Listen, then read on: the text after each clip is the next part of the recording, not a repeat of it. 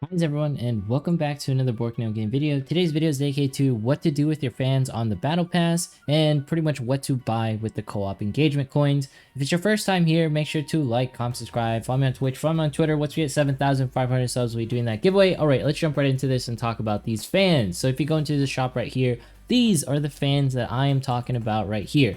So a couple of you are probably wondering what to get.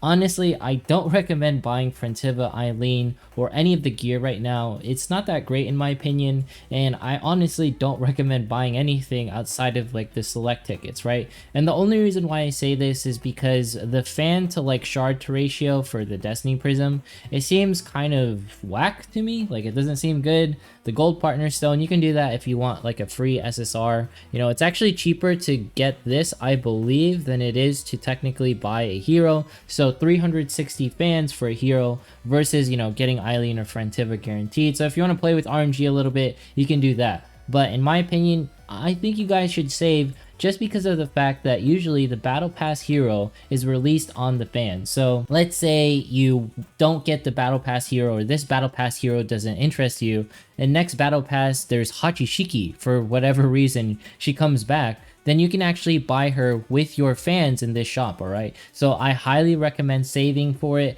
in case, you know, some great battle pass character comes out next month, and then you can get it as a free to play. That's probably the best way to do it.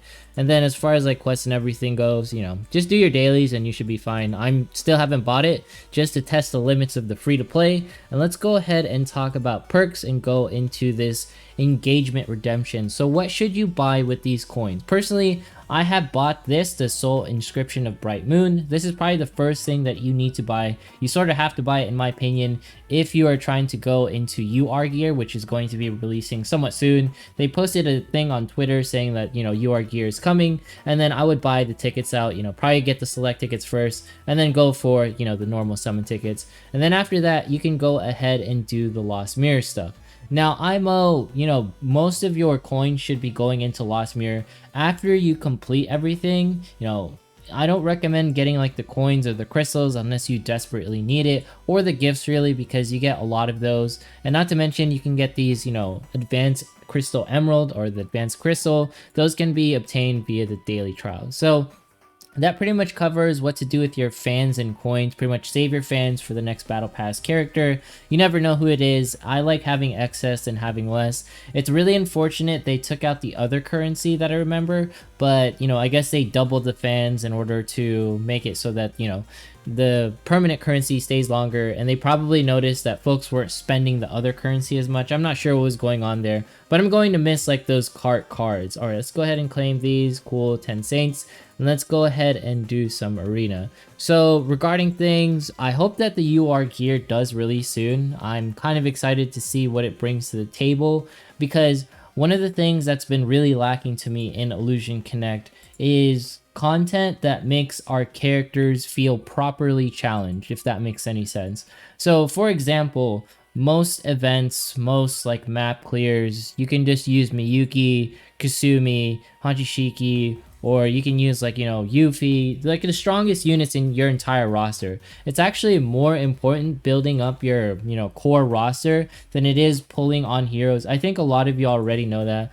By that I mean, if you go to your characters, you know, you build like Miyuki out. Above all else, make sure she is your first 6-star hero. Like, she is going to carry you throughout content. And then after that, consider, you know, 6-starring Nicola. She's going to be the next one you work on. And then after that, you know, you can work on Pan and then Nina. You know, they're going to be just good characters that you can also always use. Like, Nina is a good replacement for Kasumi. IMO, she is the budget Kasumi and free to play friendly and quite possibly the best. And if you don't have her, so you can use someone like Saya. And Saya will forever be useful. Saya is pretty much used in every single miracle mode in some case, and she's usually viable in every single event that comes.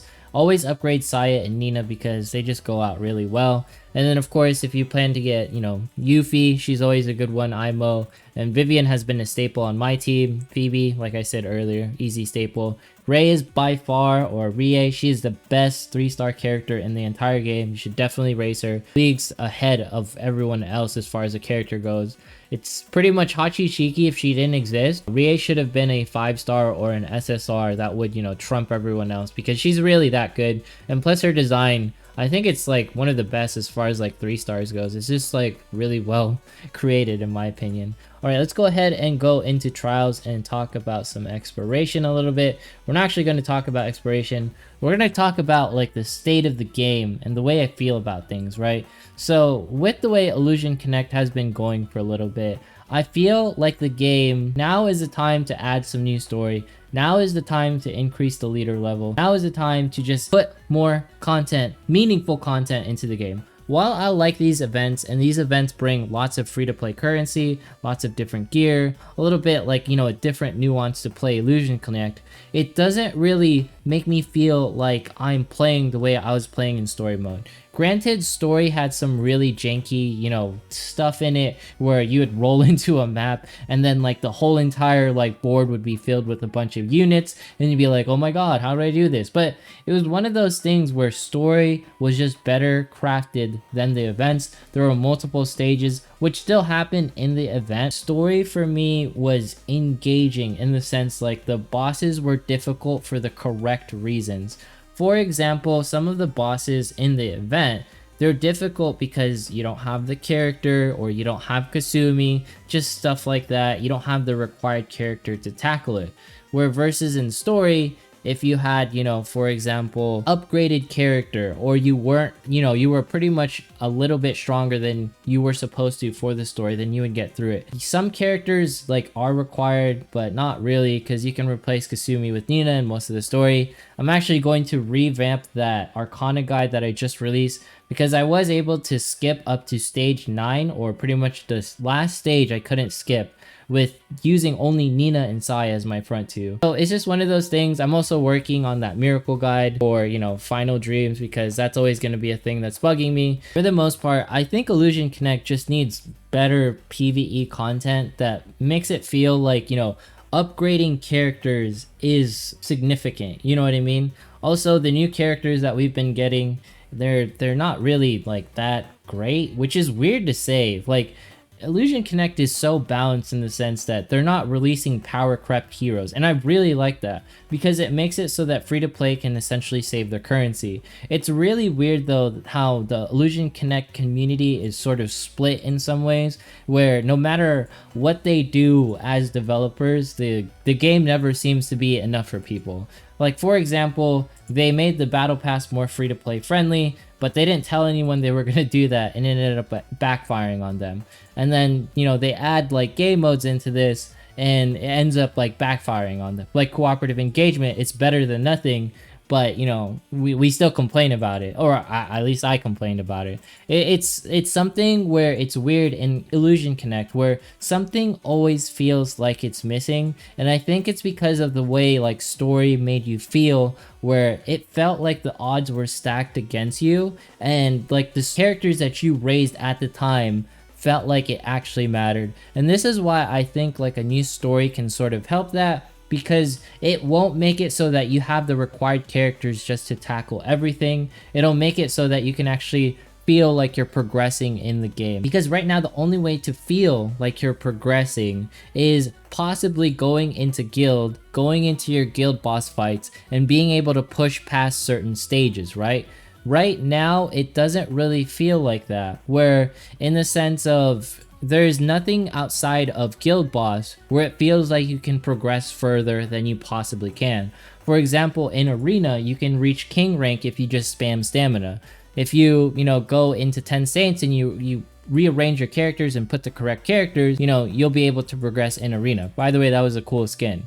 And, you know, it's one of those things where progression in Illusion Connect feels locked right now because of the way story is. And that's one of the things in gacha where players don't want to feel like they're stagnant on progression, even though they have all of the characters they want, even though they have everything leveled. So there needs to be something added where, you know, story is a generic one, but you can also add like that horde PvE mode where it's like endless waves to make it feel like you can try different characters, to make it feel like you can get better scores, to make it feel like you're actually progressing in the game. Because when you do an event, for example, it'd be right here, it doesn't feel like you progress in the game because either one, you clear it with ease, or two, you need to summon the newest, latest hero in order to progress through it. It's not a matter of how smart you are, you need the newest hero in order to tackle the event.